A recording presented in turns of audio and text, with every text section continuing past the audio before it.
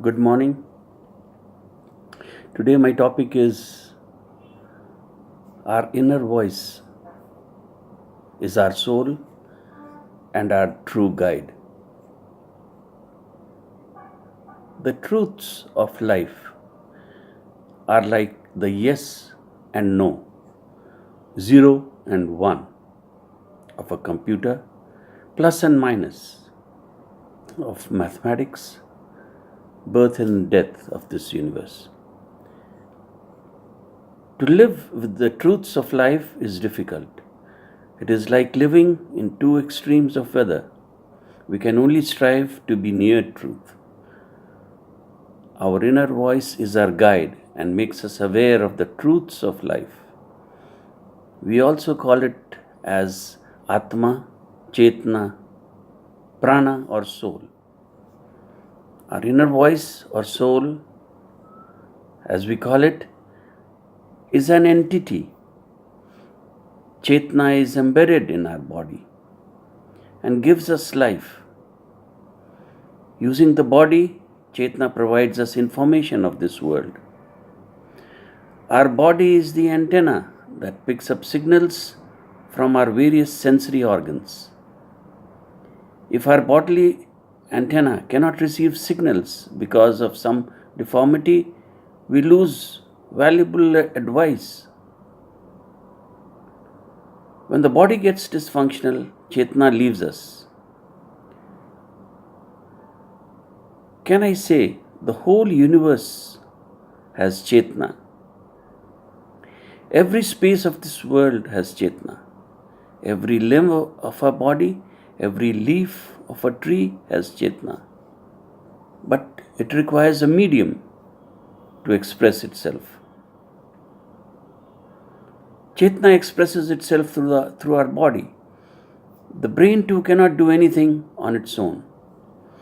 When it has Chetna, it uses the brain to pass information. If our body had receptors to understand the working of this universe, it would have known how it works. Chetna cannot explain a cow or a buffalo how to build a house because it does not have the developed logic circuits in the brain that we have. Every time a part of the body has a deformity, say it is paralyzed, that part of the body loses Chetna. We have built supercomputers, but to give life to it, so that it works on its own, Chetna has to be linked. And how do we link Chetna to a supercomputer? That could be a very challenging task. The Atma leaves the body when it becomes impossible to operate, say of old age or a major damage to its organs. If the body recovers, Atma re-enters the body. People in coma sometimes come back to consciousness as their Atma returns to the body when their body organs become functional again. The Atma is the driver and the motor vehicle, our body. Atma is unique. It makes entry into Jiva and gives life to it. The Atma is unique. The body is not. We live inside a vast sea of air that we breathe.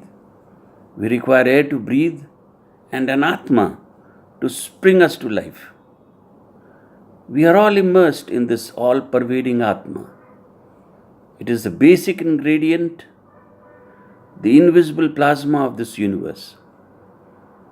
The Creator has devised a body that will be run by the invisible plasma or Atma. Every inch of our body is immersed, soaked in plasma. Atma can function, give direction, only when the vehicle, that is our body, is serviceable. The Atma also directs the brain functions, tunes it accordingly. The Atma doesn't have a hand or voice to enforce its wishes. It can be done only through our mind and body. It tries to drive, revive if we are in trouble, and finally leaves us when there is no way that it can move the vehicle that is our body. When it leaves us, it joins with the all-pervading atma or plasma that fills this universe. Our inner voice, Chetna, resides within us and speaks to us. It is also our soul, our atma or prana. It tells us what is wrong and what is right.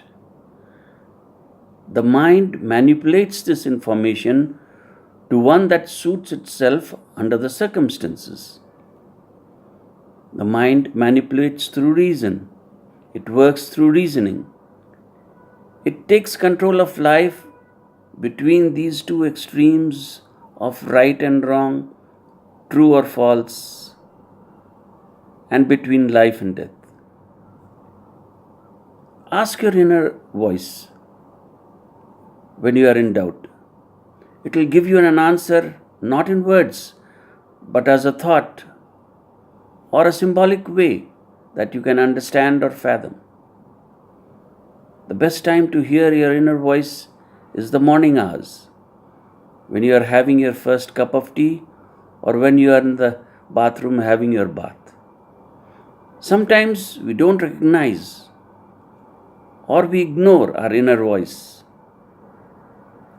The premonitions that we get is also from our atma or our soul. Learn to hear it and act on it. It will not lie to you. But you must learn to distinguish between your inner voice and what your mind speaks to you. Your mind answers you when you ask it. Your inner voice speaks to you without your asking. The brain answers a query. The inner voice advises you with or without your asking. The inner voice speaks to those who seek it and those who don't.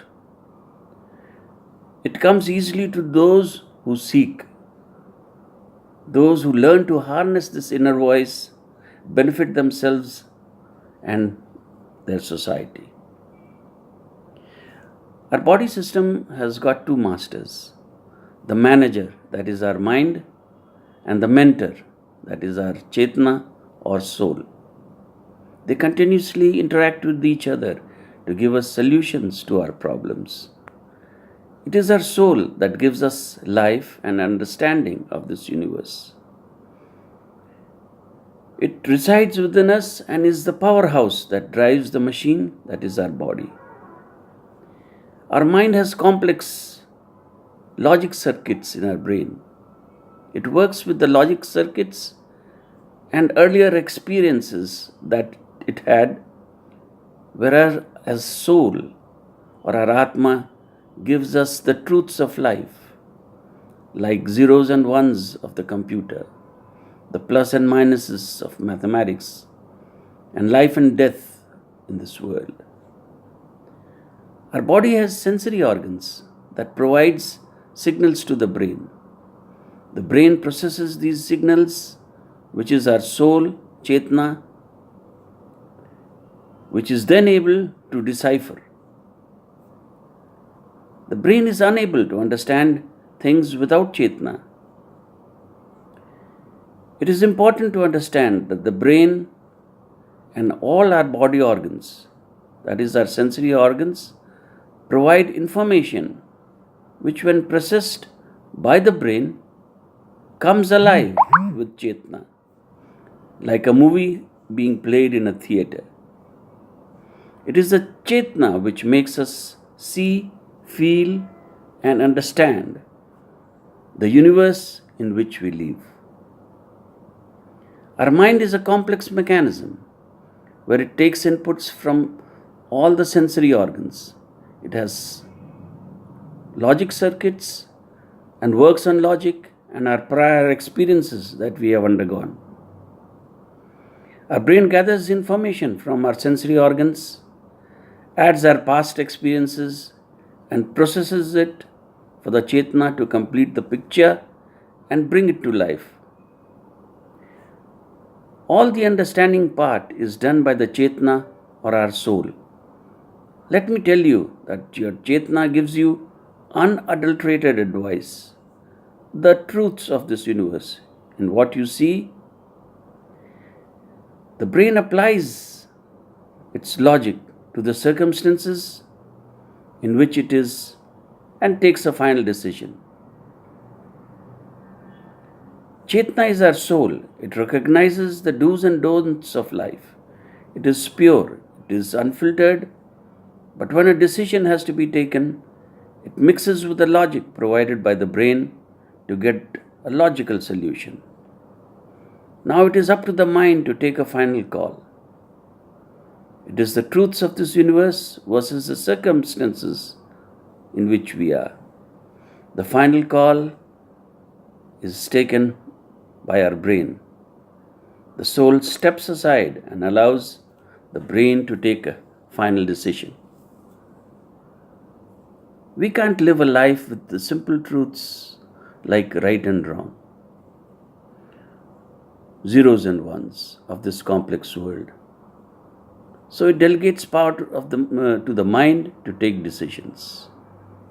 It stays as a higher authority, as a mentor, which when consulted will give you the truths of this world only. Since we can't live only by the truths, the soul delegates its power to the brain to take decisions. Our inner voice is only a guide whose suggestions may or may not be taken. The mind is one which decides. It applies its past experiences and logic to take decisions. Sometimes we are more inclined to listen to our heart, to our emotional self. It has love for humanity. It encompasses life with live and let live philosophy. It has love for humanity. Our emotional self listens to our feelings of love, our attachments. It works through our attachments with our parents, brothers, sisters, and close relatives. We get emotional when they are in trouble. We try to protect them even when they are in the wrong. Consider that one of our own kin is in trouble, may be involved in some illegal activities. Since we have an attachment with him, we try to protect him in one way or the other. Our emotional self does not see the right and wrong of things. We become blind to reality. Let us see how the mind works under these circumstances. It will consider whether it is right moment to help him or not. It applies reason. It may not find suitable to help him openly, but he may help him covertly. Now look at the atma, our soul. It will not lie to you. It will tell you what is wrong and what is right. But it will not decide for you. It leaves it for the mind to decide. Let's take another example of owning a car. It is not only a means of transport, but it signifies status in today's world. Our emotions tell us that our car should be one which is above our neighbor's car. Our mind tells us that we may not have the money to buy, or that we may have to take a lot of loans. So it may not be advisable. And now see what the Atma feels. The Atma, or our inner self, will tell us the true value of a car as a means of transport only and nothing more. Every human being has an atma, or what we call prana.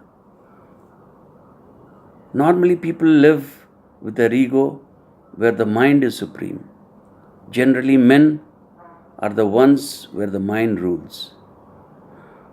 Women are more susceptible to emotions as they are more attached to family. The third category of men and women are those whose atma rules.